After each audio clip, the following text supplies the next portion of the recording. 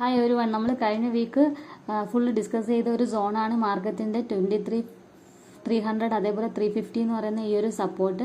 ഇന്നലത്തെ സൺഡേ വീഡിയോയിൽ നമ്മൾ ഡിസ്കസ് ചെയ്തിട്ടുണ്ടായിരുന്നു. ഈ ഒരു സോൺ ബ്രേക്ക് ചെയ്തിട്ടാണ് മാർക്കറ്റ് രാവിലെ തന്നെ ഓപ്പൺ ചെയ്തേക്കുന്നത്. അവിടുന്ന് ഒരു ഡൗൺ സൈഡിലാണ്, ഗ്യാപ് ഡൗണിലാണ് മാർക്കറ്റ് ഓപ്പൺ ചെയ്തത്.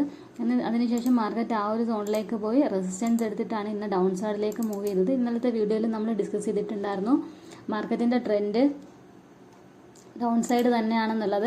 എക്സാക്റ്റ് മാർക്കറ്റ് അങ്ങനെ തന്നെയാണ് മൂവ് ചെയ്തിട്ടുള്ളത് പാരലൽ ചാനലിൽ. നാളത്തേക്ക് നോക്കുവാണെങ്കിൽ മാർക്കറ്റിൻ്റെ ട്രെൻഡ് ഡൗൺ സൈഡ് തന്നെയാണ് നമ്മൾ എക്സ്പെക്റ്റ് ചെയ്യുന്നത്. അപ്പോൾ ഇവിടെ നിന്ന് നമുക്കൊരു പുൾ ബാക്ക് കിട്ടിയാൽ, ഈ ഒരു സോണിലേക്കൊക്കെ പുൾ ബാക്ക് കിട്ടിയാൽ അവിടെ നിന്ന് നമുക്കൊരു റിവേഴ്സൽ ട്രേഡ് പ്ലേസ് ചെയ്യാൻ പറ്റും. ഈ ഒരു സോൺ നമുക്ക് നല്ല രീതിയിൽ വാച്ച് ചെയ്യാൻ പറ്റുന്ന ഒരു സോണാണ് 23,200 എന്നൊക്കെ പറയുന്നത്.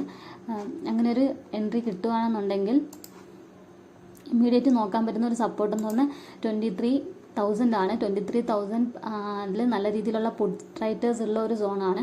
അപ്പോൾ മാർക്കറ്റ് ആ ഒരു ഡൗൺ സൈഡിലേക്ക് മൂവ് ചെയ്ത് കഴിഞ്ഞാൽ മേ ബി പാനിക്കായിട്ട് അവർ എക്സിറ്റ് ചെയ്യാനുള്ള പ്രോബബിലിറ്റി ഉണ്ട്.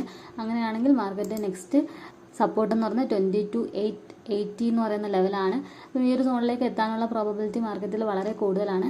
എന്നാൽ ഇന്ന് നോക്കുകയാണെന്നുണ്ടെങ്കിൽ ഇൻസ്റ്റിറ്റ്യൂഷണൽ ട്രേഡേഴ്സിൻ്റെ ഭാഗത്തുനിന്ന്, FIAസിൻ്റെ ഭാഗത്തു നിന്ന് സെല്ലിങ്ങും അതേപോലെ തന്നെ DIAസിൻ്റെ ഭാഗത്തുനിന്ന് ബൈയിങ്ങുമാണ്. FIAസിൻ്റെ ഡബിൾ അവർ ബൈ ചെയ്തിട്ടുണ്ട് ഇന്ന്.